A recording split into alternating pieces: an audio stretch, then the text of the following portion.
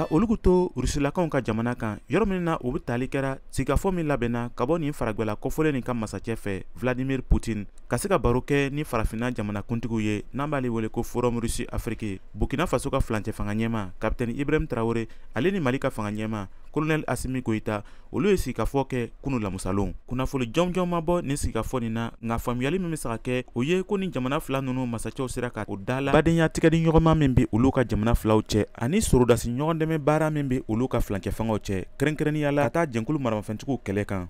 Hakilinajigira kabiri ni jamanakuntigi fila ninnu ye fanga ta u ka jamana kɔfɔlenw kɔnɔ olu y'a yira ko ni o bɛ fɛ ka kunkɔrɔta sɔrɔ bɛnkanni walekɛlɛ kɔnɔ u ka ɲi ka o tɛgɛ di ɲɔgɔn ma ani ka finitigi kunbɛnbɛn caman bila olu ni ɲɔgɔn cɛ an bɛ wele ko coopération militaire. O kɔfɛ ka ɲɛsin ni Forum Russe Afrique yɛrɛ kan Capitaine Ibrahim Traoré ale ye laseli kɛ a bɔɲɔgɔnkow ɲɛfɛ. Camarade président chef d'état africain, nous sommes là pour anw bɛ yan nin yɔrɔ nin na yaasa ka se ka ɲɔgɔn baro ɲɔgɔnya ka taa an ka jamanaw yɛrɛ siniɲasigi kan ka taa fɛn min bɛna kɛ duɲa yɛrɛ ka hɔrɔnya kan ani anw yɛrɛ bɛɛ ka danbe kan. Duɲa yɛrɛ min kɔnɔ a dangani tɛ ko an k'an da don jamana wɛrɛ ka kow ra. N'a sɔrɔla an bɛɛ ka ajuw kɔni ye kelen ye ne b'a yala an bɛɛ fɛ an ka fɛɛrɛw bɛɛ bila sen kan min bɛ se ka an ka tigɛdiɲɔgɔnma sabati ani ka an ka siniɲasigi dakelenya. Ibrahim Traoré ka fɔta la Burkina Fasolakaw kɔni olu ye kɛlɛ da don min bɛ se ka to u ka yɛrɛma hɔrɔnya ta ani ka se ka o yɛrɛ labila ka bɔ jarikɛlaw ka kasɛrɛ walew kɔnɔ.